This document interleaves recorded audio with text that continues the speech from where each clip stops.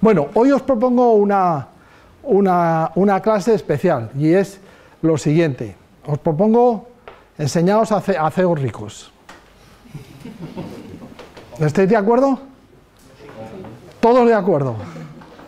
Todos de acuerdo. Luego no me digáis... ¿Eh? Bueno, eso del esfuerzo es relativo siempre. Y lo vais a ver que se puede ser muy rico con poco esfuerzo. ¿Eh? Entonces vamos a ver pues cómo lo vamos a hacer esto. Y básicamente la idea es que vamos a ver unas cuantas formas de hacerse rico. No solo una, sino varias. Entonces os voy a contar un poco la historia del dinero, también os voy a contar cómo se ha ido creando el dinero, y vamos a ir pasando de un tipo de dinero a otro, y vamos a ir viendo cómo ha ido evolucionando a lo largo del tiempo, no solamente el dinero, sino cómo la gente se ha hecho rica. Y evidentemente luego llegaremos hasta cómo hoy la gente se hace rica.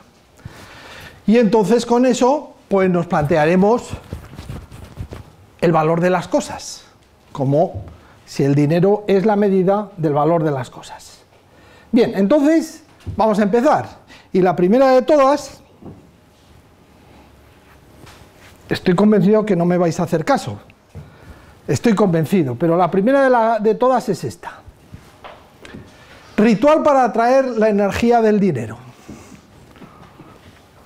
Que consiste en rezar el Salmo número 4. Si no lo leéis, os lo leo yo.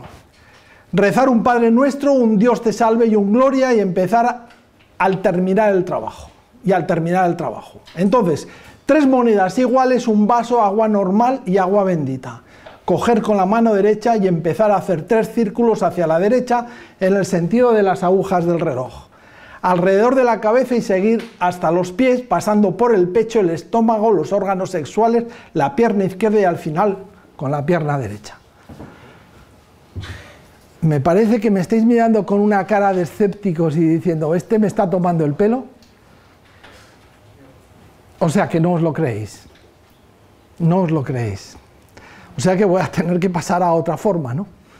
Porque esta me parece que no se dice nada. Bueno, pues vamos a seguir. Vamos a seguir. Lo que sí os puedo decir que el señor Tais y Joseph se han hecho ricos. Luego ya me diréis si no es una forma de hacerse rico. Pero bueno, ya veo que no me queréis hacer caso, así que voy a seguir porque parece que sois gente seria y vamos a plantearnos una segunda forma. Y entonces tengo que contaros un poco la historia del dinero, porque si uno cuenta la historia del dinero, entonces entiende cómo el dinero se ha formado a lo largo de la historia.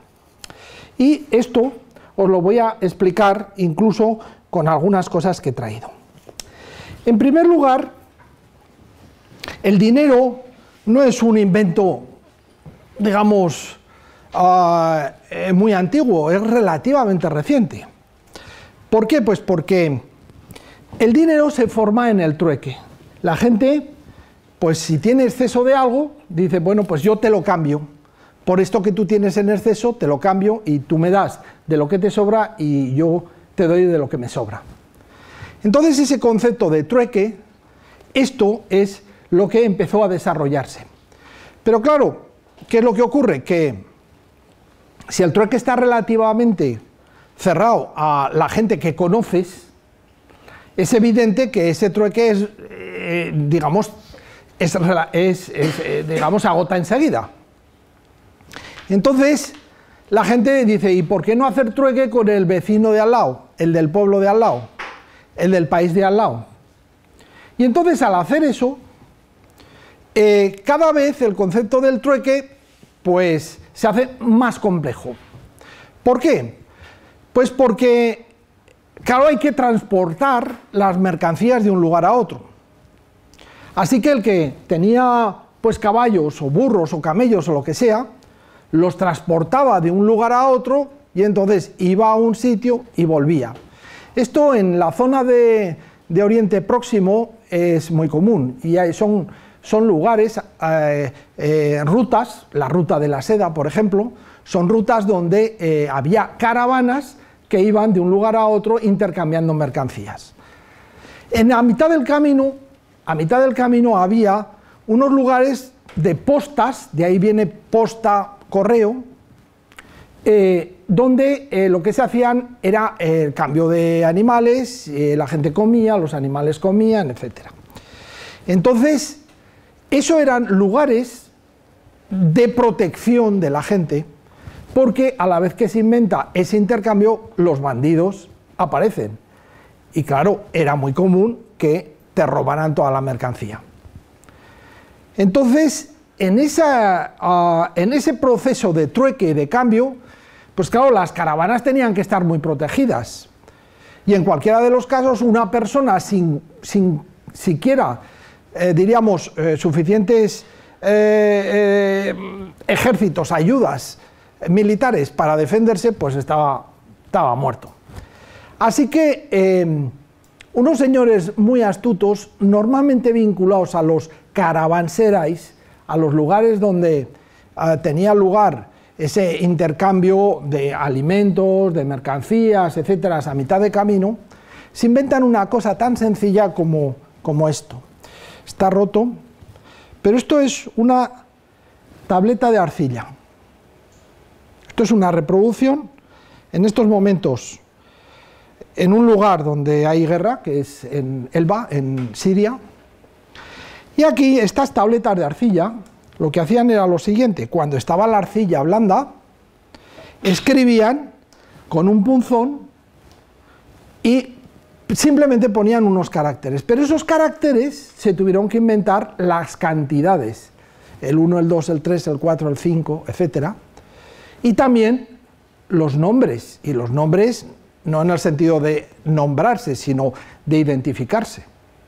Así que estas tabletas le permitían al individuo llevar algo parecido a lo que sería hoy un pagaré. Y es que el señor que llevaba esta tableta decía: en el siguiente caravanserai pagarás al portador pues tantos, lo que sea, sacos de trigo o lo que sea. Entonces esto les permitió, estas tabletas, evitar, primero, llevar tu mercancía, la llevaban otros, para lo cual les pagabas, y además de que ocurría eso, pues no tenías que ir cargado de otra cosa más que estas tabletas. Evidentemente, ese trueque llegó a un extremo tal en que pues era mejor algo que de repente aparece, que es el concepto de moneda. El concepto de moneda es, en vez de pagarme con un montoncito de oro o de cobre, porque en aquellos tiempos la plata prácticamente no existía, pues me pagas con una cosa circular, que esa cosa circular, curiosamente, tenía un valor, pero sobre todo tenía una cosa buena, y era que aparecía la efigie del señor de la zona. Entonces ese señor de la zona era el que de alguna manera decidía que va a ser la unidad de cuenta esa moneda. Y esa moneda, en principio, era una cosa relativamente sencilla, y es que al principio, en vez de tener un montón de oro sin saber si estaba o no adulterado, pues yo hago unas monedas, y esas monedas tienen todas el mismo peso, están hechas por una persona que tiene poder, y además de todo eso aparece el nombre del rey que domina esa zona. La gente dijo: pues esto es una buena idea, porque así ya no me pueden engañar con los sacos de oro que le han metido arena, o ya no me pueden engañar de una manera o de otra. Bueno, todo esto muy bien. Y entonces decía: ¿cuánto vale? Pues tantas monedas, que es el equivalente a tanto peso. Fijaos, ¿cuál es la moneda de Chile? Peso. Anda, ¿y la de México? Peso. Anda. ¿Y cómo se llama la moneda en España? Peseta. Es decir, el peso de algo era la moneda. Era eso la moneda. ¿De acuerdo? Bueno, pues con toda esa historia, al principio las cosas funcionaron, pero los señores querían hacerse poderosos. Y había dos formas muy fáciles de hacerse. La primera, donde yo viva, en la zona mía, de mi influencia, solo se aceptan mis monedas. Y si alguien quiere otras, haremos un cambio. Y yo controlaré ese cambio. Así que, de entrada, el cambio de moneda daba lugar a una definición de la frontera y de la enmarcación y del poder de ese individuo que tenía control del ejército, control del dinero y tenía, por supuesto, control de todos los intercambios que se hacían. Para ello era necesario pues, que estuviera un señor poderoso, es decir, con su ejército, con sus camellos, con sus caballos, lo que sea, y también un señor que controlara muchísimo el dinero. Pero claro, la ambición no tiene límites. Así que, ¿qué es lo que hacían? Que querían expandir su poder, pero el de al lado quería hacer lo mismo, guerra segura. Entonces, guerra segura que necesitan más armas, que necesita pagar más gente para defender mejor su territorio. Y claro, ¿qué va a hacer? Pues muy fácil. En un momento que se ve apurado, hace la siguiente operación. Yo, a partir de mañana, porque yo soy el que manda, voy a hacer que las monedas antiguas ya no valgan. Las monedas nuevas van a ser estas. La diferencia era que una moneda de oro de, pongamos, 2 gramos, en la siguiente jugada era una moneda de 1 gramo, pero eso sí, mismo valor facial. Conclusión, que aquellos que tuvieran las monedas de oro antiguas no les servían y tenían que cambiarlas por las monedas nuevas. Y a cada vez que hacían esto, el 50% de todo el oro del país se lo quedaban. ¿No os parece una buena idea hacerse rico? ¿Qué os parece la idea? ¿A qué es buena? Bueno, es así.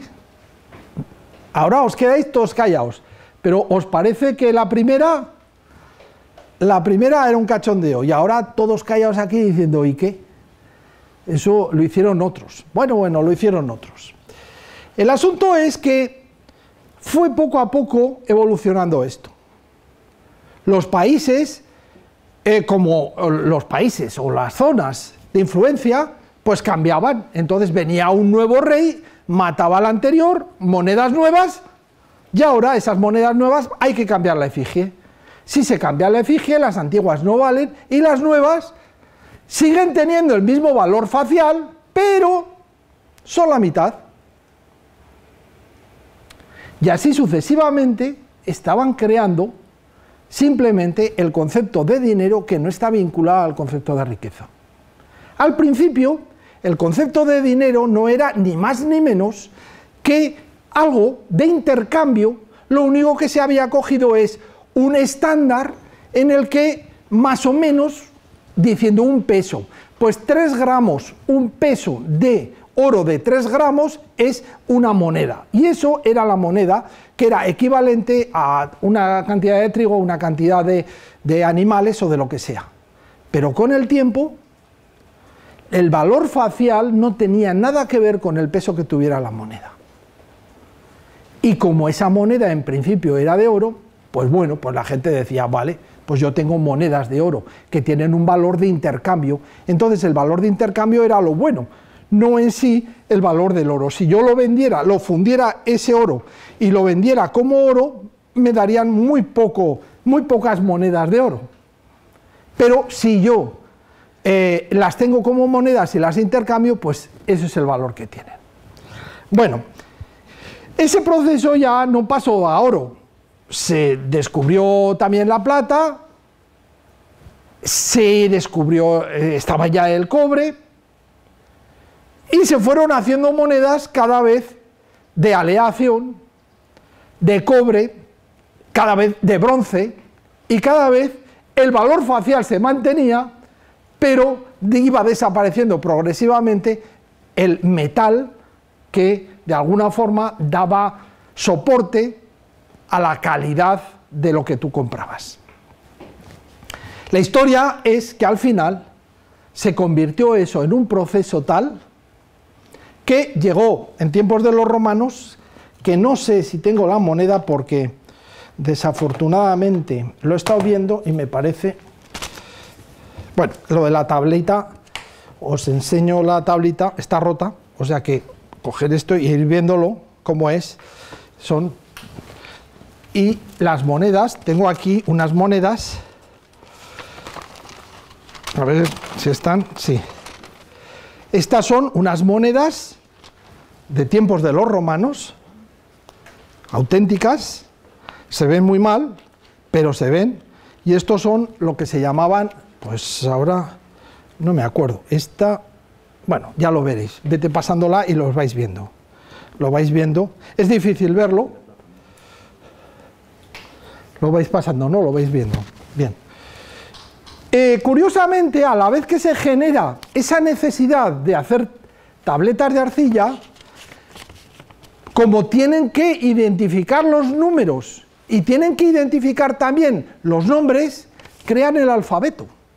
Y el primer alfabeto de Ugarit en Siria es este, y se ve perfectamente cómo esas rayas hechas con un punzón crean un alfabeto que identifica la escritura. Y este es el nacimiento de la escritura, a la vez del nacimiento del dinero. Miradlo.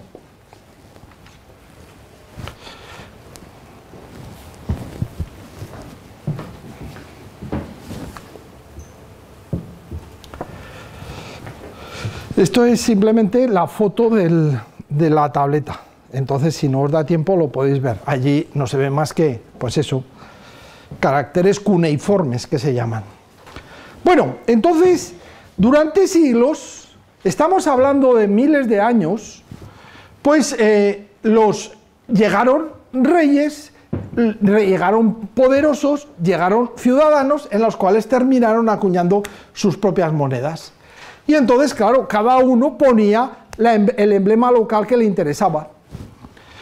Bueno, todo esto evolucionó, pasaron los egipcios, pasaron los griegos, pasaron los romanos, hasta Carlomagno, en el siglo VIII, en el cual, por primera vez, en Europa, se establece la idea de un solo poder. Carlomagno es el primer, digamos, rey o emperador europeo, en el cual establece un poder central y acuñó una moneda totalmente universal para los conocimientos que se tenían en aquel momento.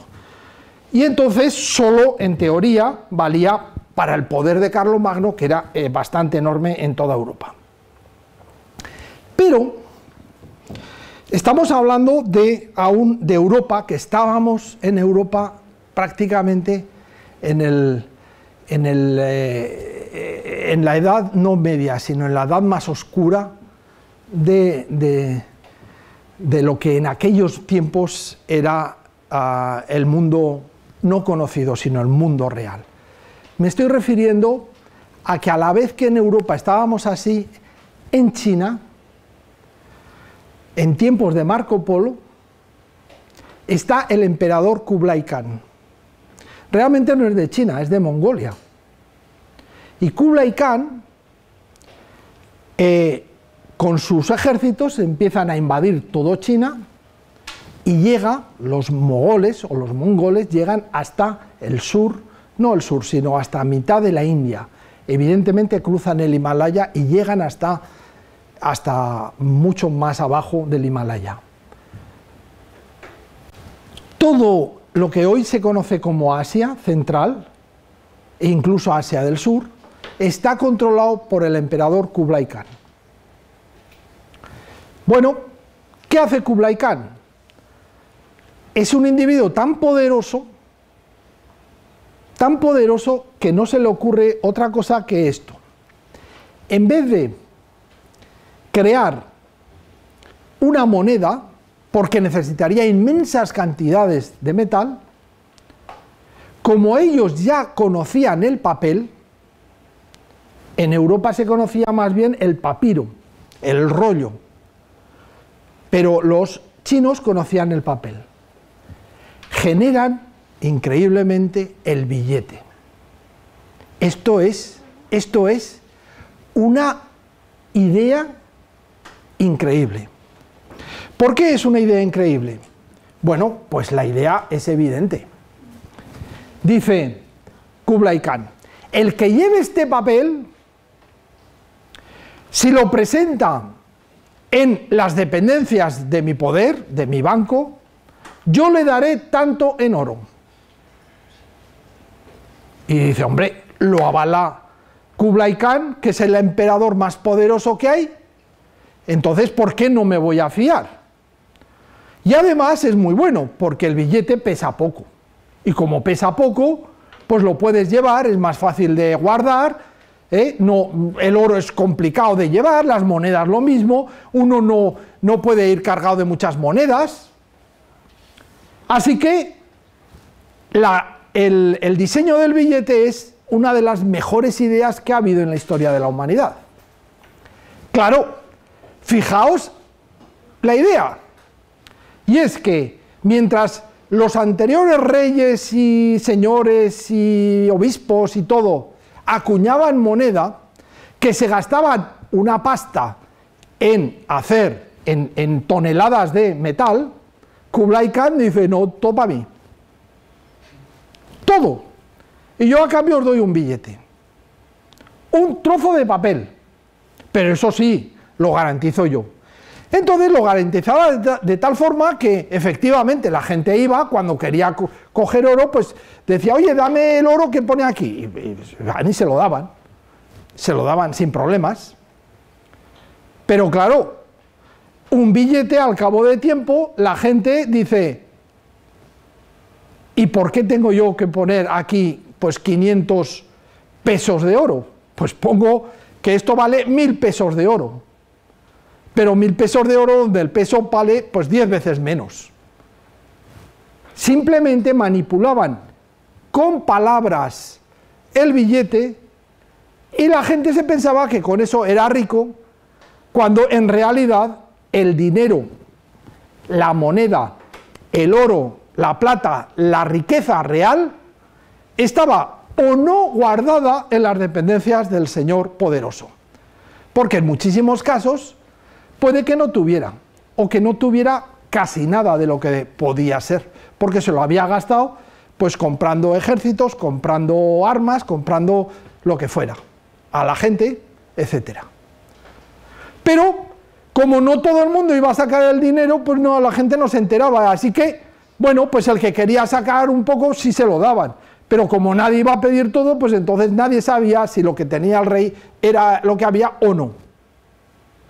Y aquello se creó una situación en la cual desvinculó completamente la riqueza del país, la riqueza del poderoso, con el pensamiento que la gente tenía de los ricos que eran, que se convertía en unos números que ponían unas cantidades, unos billetes, etc.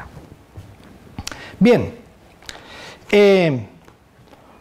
os voy a enseñar que esto, la idea de Kublai Khan, se distribuye lógicamente por todo el mundo y se crea realmente, la idea se distribuye por todos los lugares.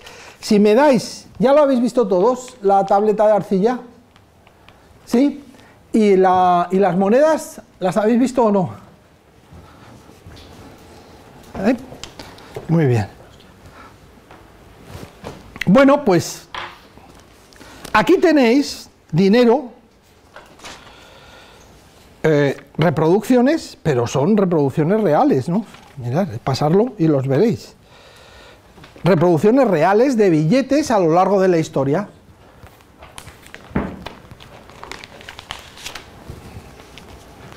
¿Lo podéis ver? Pasarlos. Y veréis que todos esos billetes de distintos países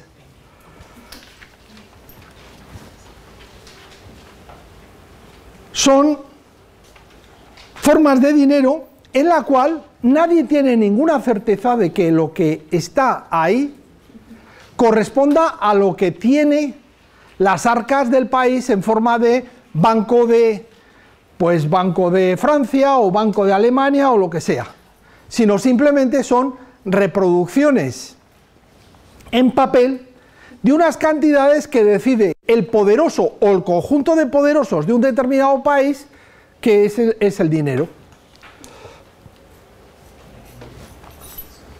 Así que la forma de hacerse rico, ya la veis que ha sido siempre muy fácil. No tienes más que tener el poder suficiente como para imprimir unos billetes y que la gente se crea que eso es dinero. Y la gente vive con esa ilusión y ya está. Entonces, ¿quién es el rico? Aquel que tiene el poder del Banco Central, que es el que de alguna manera sabe la riqueza que tiene él y no los demás. Los demás no se enteran. Esa es una buena forma de hacerse rico, ¿o no? Muy bueno. ¿Estáis de acuerdo o no? Sí, absolutamente. Pues esto es la historia, y esta es la historia. Hasta aquí, hasta el año 1944, es esta la historia. ¿Sí? Bien, bueno, pues vamos a ver, ¿quién me deja 20 euros?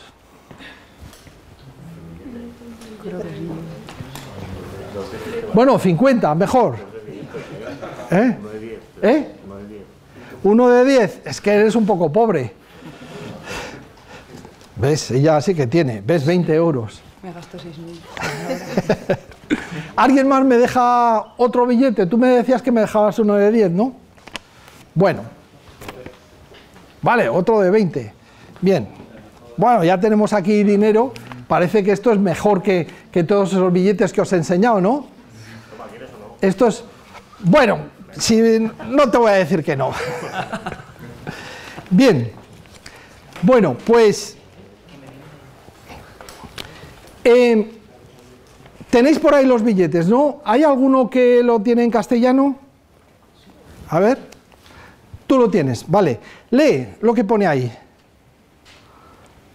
Banco de España, una peseta.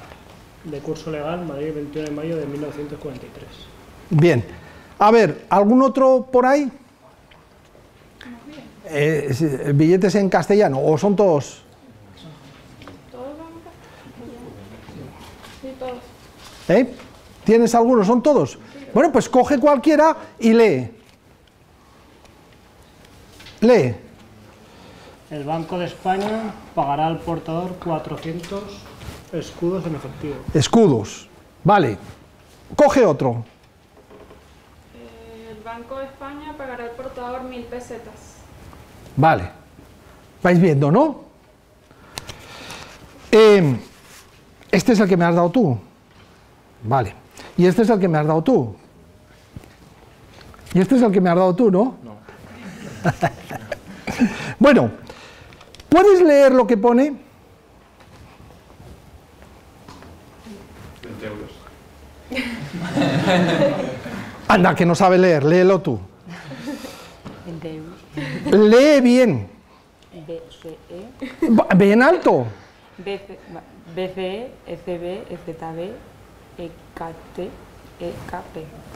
No sabe, lee tú. Lee tú. Lee. Pone lo mismo. A ver, lee, bien, todo, como en voz alta, busca todo, míralo al trasluz, A ver. todo. Pone BCE, ECB, EZB, EKT, EKP 2002. Una firma de no sé quién. 10 euros y 10 EYP y un símbolo de una herradura. Parece. Y un número de 7. Esto es duro, ¿eh? Que no sepáis leer. ¿Estás segura? Sí. ¿Segura?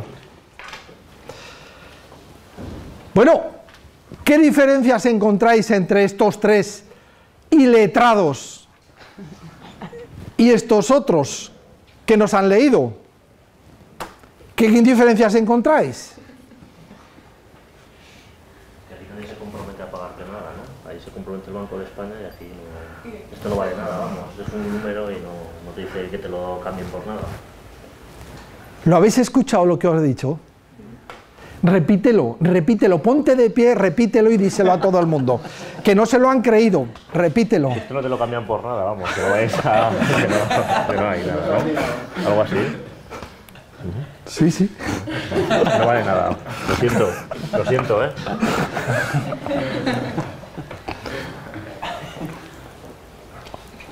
¿Os habéis dado cuenta?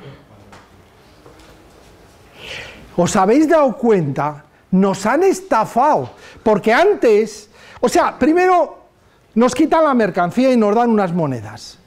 Luego, a las monedas las van devaluando. Les van quitando el peso en oro. Pero eso sí, siguen llamándose pesos, ¿eh? Eso que quede claro. Le quitan de oro, luego lo hacen oro-plata, luego ni plata ni oro, cobre. Lo van estropeando, bronce, de todo eso. Luego se inventan el billete. Eso sí, el banco de Kublai Khan pagará y el de Carlomagno no digamos, y así sucesivamente. Y llega un momento, 1944, aún no había terminado la Segunda Guerra Mundial, que un señor propone, Keynes, crear una moneda universal que se llamaría el Bancor. El Bancor, que era una moneda en la cual de alguna manera todo el mundo la aceptaba, pero era universal, para todos. Y dicen los norteamericanos, no, la moneda universal es el dólar. Y a partir de ese momento, al dólar ya no le ponen, el Bank of America pagará al portador $1. Antes, no sé si habréis visto alguna vez, dólares de plata. $1 de plata. Pues eso dejó de ser. Y a partir de 1944, la moneda, el billete verde de $1 vale $1. Y dice, ¿y quién dice cuánto vale $1? Pues lo decimos entre todos, porque desde luego, si tú te vas a la Reserva Federal Americana a pedir $1 de plata, os puedo asegurar que no os darán la moneda de $1, os darán papel y os darán como mucho el mismo o menos, es decir, os darán papel. Ya no os darán dinero, ya no os darán mercancías, ya no os darán capacidad, riqueza, os darán papel. Así que si todos estamos de acuerdo en que tus 20 euros valen, tú te vas al bar y le dices, te doy 20 euros, y lo acepta. Y sin embargo, imagínate que te dijera que no lo acepta, ¿tú qué harías? Hombre, no me indignaría.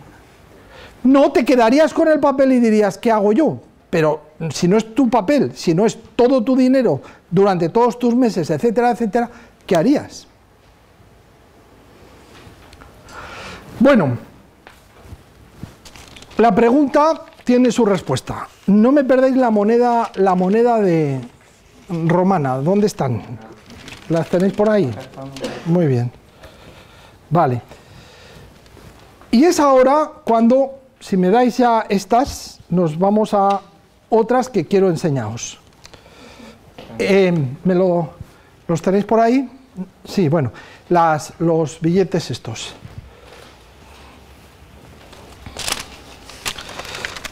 Y son los siguientes.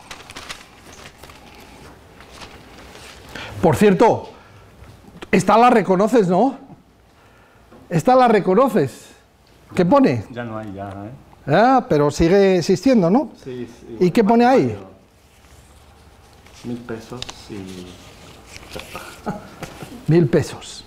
O sea, que no os creáis que en Europa solo hemos hecho eso y en Estados Unidos. Mira a los chilenos, qué pronto han aprendido, ¿eh? Aquí, 1000 pesos, no pone el Banco de Chile pagar al portador. Nada, nada. Antiguamente sí. Sí, Y peso en plata. claro. Y de hecho se decía así, efectivamente. Mirad, vamos a ver ¿quién sabe alemán? Estamos en proceso. ¿Estáis? Muy bien.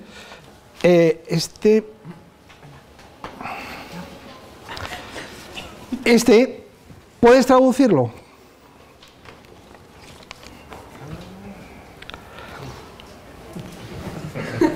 Lo he pillado.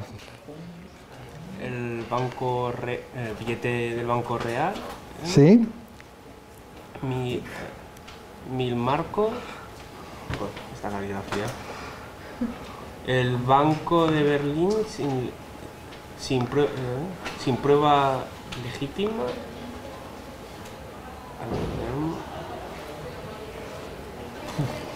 Me cuesta bastante seguirlo. Bueno, Lo que dice al portador Sí. de esta nota bancaria. bien, si me permites, no hace falta hacer... Es que está escrito en letras góticas que son un poco desagradables. Pero esencialmente lo que dice es una nota de banco, es decir, una billete del reino alemán, del Reich. Y pone aquí 100 Mark, es decir, 100 marcos. 100 marcos. Bien, 100 marcos. ¿Vale? ¿Qué año ponía? ¿Te has fijado? 1908, eso sí que está. 1908. 100 marcos de 1908. ¿Puedes leer este? 100 millones de marcos. 100 millones de marcos. ¿De qué año? 1923. 1923. 1923. Luego te lo dejo. 100 marcos, 100 millones de marcos. 1908, 1923. ¿Qué había pasado entre medio? La Primera Guerra Mundial. Si no, el gobierno alemán no tenía dinero real, para engañar a la gente lo que hacía era emitir al principio estos. Pero conforme la gente no le hacía caso, aumentaba, y en vez de hacerlo de 100, hacía 1000, y luego 10.000, y luego 100.000, y luego 1 millón, y luego 10 millones, y luego 100 millones. Y luego, cuando ya no podía, porque la gente no se lo creía, porque la gente iba a cobrar su dinero al mes con un carretillo lleno de billetes de estos, lo que hacían era, porque ya la industria de imprimir papel iba tan deprisa, que no les daba tiempo de imprimir por las dos caras. Y observar que este billete está solo impreso por una cara. Y estos son 100 millones de marcos. Esto es la inflación. Es decir, que cuando los países se están quedando empobrecidos, no se engañan emitiendo papel que no tiene nada que ver con la riqueza. Han vaciado tanto el contenido, la relación entre riqueza real de materias primas y esto, que al final esto se ha convertido en algo que ya veis el extremo. En Latinoamérica, en Argentina, ocurrió, en Chile yo no me acuerdo tanto, Los 80 también. en los 80, pero no era tan fuerte. En Colombia fue lo mismo. En Argentina En Argentina era una... hubo el corralito que se llama. No, lo del corralito ya es posterior. No, yo estoy hablando de inflaciones del 50% mensual. Mensual.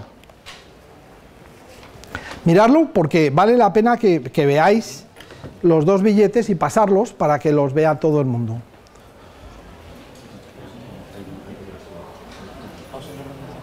Es decir, otra vez volvemos a lo de siempre. ¿Cómo se hace la gente rica? ¿Cómo se ha hecho la gente rica? Pues esencialmente la forma de hacerse rico es: yo tengo el poder político, económico, yo controlo las auténticas riquezas del país y emito unos billetes, que es simplemente un pedazo de papel, en la cual, en tanto en cuanto la gente se lo crea, circulan como si fuera dinero. Pero el dinero, el poder, la riqueza, no está en los que tienen el papel. Y solo está en función de que entre nosotros nos creamos todos de que quien soporta ese papel es el que, de alguna manera, vamos a ir a pedírselo al Estado y nos dará. Pero eso ocurría hasta 1944. En 1944, quien emite dinero no se hace responsable de que eso tenga ningún valor de adquisición. Ninguno.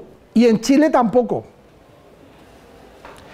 Sino que entre nosotros nos creemos que ese papel tiene valor.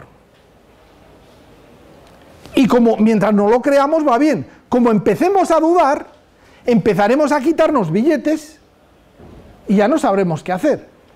Imaginaos hasta el extremo de que si hay un falsificador que hace unos billetes excepcionalmente idénticos, pero alguien dice: os estoy dando un papel que es falso, aunque sean idénticos, falso. En ese momento ese papel no os vale nada. Os pensáis que no vale nada porque es falso, porque alguien ha dicho que es falso, y entonces, como ha dicho que es falso, aunque sean idénticos. Es decir, yo ahora os reparto aquí billetes y os digo que son falsos y me los vais a devolver sin problemas. Como reparte 500 euros y 1000 euros, etcétera, y empiece a repartir aquí, os vais a creer que si fueran verdaderos, pues aún me engañaríais. Alguno. Pero si os digo no, que son falsos, va, tranquilo, os los dejo, ya me lo devolveréis sin problemas. ¿Os dais cuenta? Bueno, pues esto es la conferencia de Bretton Woods, donde si aún era, fijaos que duró más de 1000 años, digamos, el salto del billete desde Kublai Khan hasta Bretton Woods.